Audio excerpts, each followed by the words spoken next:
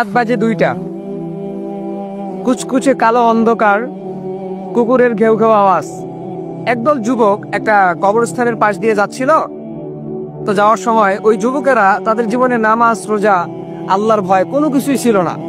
তারা শুধু মোবাইলের মধ্যে নাচ, গান, এরপর আপনার টিকটক, মেয়েদের ছবি, হারাম অশ্লীল কাজের মধ্যে তারা লিপ্ত থাকতো। তো একদল যুবক একদিন গ্রামের এক কবরস্থানের পাশ দিয়ে যাচ্ছিল। হঠাৎ করে তাদের মাথায় একটা কুবুদ্ধি আসলো আর কি, যে আমরা আজকে কবরস্থানের মধ্যে ঢুকবো, ভিতরে ঢুকবো, দেখি সেখানে কি হয়।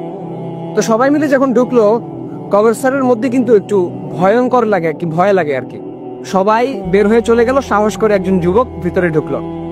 ঢুকে সে যখন কবরস্থানের ঠিক ভিতরে ঢুকে গেল, তখন কে যেন তাকে ডেকে বলল, তুমি কি জানো যে এই কবরের এবং এই মাটির নিচে যারা বাস করে, মাটির নিচে যাদেরকে রাখা হয়েছে তাদের কি অবস্থা? তুমি কি এই বিষয়ে অবগত আছো? তুমি কি জানো?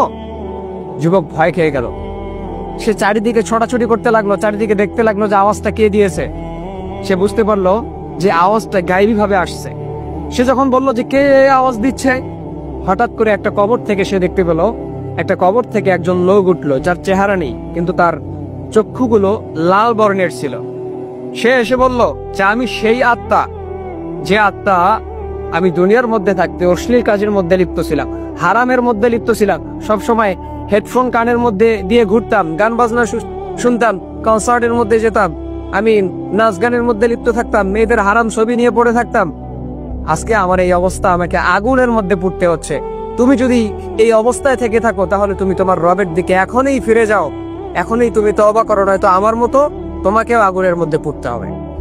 তো এই যুবক এক কবরের সামনে গিয়ে অজ্ঞান হয়ে পড়ে রইল। পরের দিন গ্রামের মানুষেরা যখন সেখানে গেল, তারা দেখতে পেল যে যুবক এক কবরস্থানের এক কবরের উপরে অজ্ঞান হয়ে পড়ে আছে। তার জ্ঞান ফেরানো হলো। জ্ঞান ফিরেই সে শুধু বলতে লাগলো, আমি রবের দরবারে তওবা করতেছি, আর জীবনও আমি হারাম কাজের মধ্যে লিপ্ত থাকবো না, অশ্লীল কাজের মধ্যে লিপ্ত থাকবো না। তো এই কাহিনী থেকে আমি আপনাদেরকে এতটুকু বোঝাতে চাচ্ছি যে ভাই, দুনিয়ার লোভ লালসা, দুনিয়ার মহাব্বত কিন্তু খানিকক্ষণের জন্য। আপনাকে কিন্তু ফিরতে হবে রবের দরবারে। দুনিয়ার মৌজ মস্তি এটা খানিকক্ষণের জন্য, আখেরাত আপনার চিরস্থায়ী, সেটাকে নিয়ে আপনাকে ভাবতে হবে। আপনাকে ভাবতে হবে যে আপনি ফিরে যাবেন রবের দরবারে।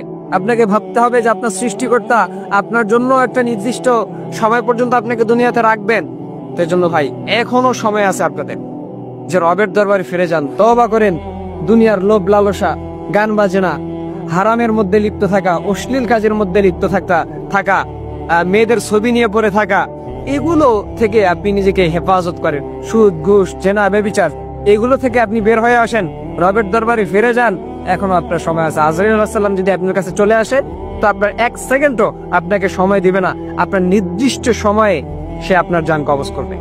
তো এই জন্য কবরের কথা যখন আপনি স্মরণ করবেন, তখন আপনার মনের মধ্যে কিন্তু রবের ভয় ঢুকে যাবে। আজকে আমরা কবরের কথা স্মরণ করতে চাই না। আমরা স্মরণ করতে চাই না রবের কথা, আমরা স্মরণ করতে চাই না জাহান্নামের কথা, স্মরণ করতে চাই না কবরের আযাবের কথা। কবরের মধ্যে কিন্তু 2 ধরনের জিনিস থাকে, আল্লাহর রহমতও থাকে, গজবও থাকে, আল্লাহর আযাবও থাকে। সো আমরা কোনটা নিতে চাই? রহমত নিতে চাই না আযাব নিতে চাই? যদি আমাদেরকে রহমত নিতেই হয়, তাহলে রবকে খুশি করার লক্ষ্যে দুনিয়ার মধ্যে আমাদেরকে কাজ করতে হবে। রবকে খুশি করার লক্ষ্যে দুনিয়াতে কাজ করতে হবে, রবের হুকুম আহকাম মানতে হবে, নবীর সুন্নাহগুলো মানতে হবে। তো এই জন্য ভাই, এখনো সময় আছে, আমাদের ফেরার এখনো সময় আছে। আমরা যেন রবের দরবারে ফিরে যাই, তার কাছে তওবা করি। ইনশাআল্লাহ আমরা আশাবাদী যে আল্লাহ পাক রব্বুল আলামিন আমাদেরকে মাফ করে দিবেন ইনশাআল্লাহ। তো এই জন্য সবার প্রতি শুধু এতটুকু অনুরোধ যে এখনো সময় আছে, আমরা রবের দরবারে ফিরে যাই। গান বাজনা এবং অশ্লীল কাজ থেকে আমরা যেন হেফাজত থেকে আল্লাহ। রাত বাজে 2টা। কুচকুচে কালো অন্ধকার,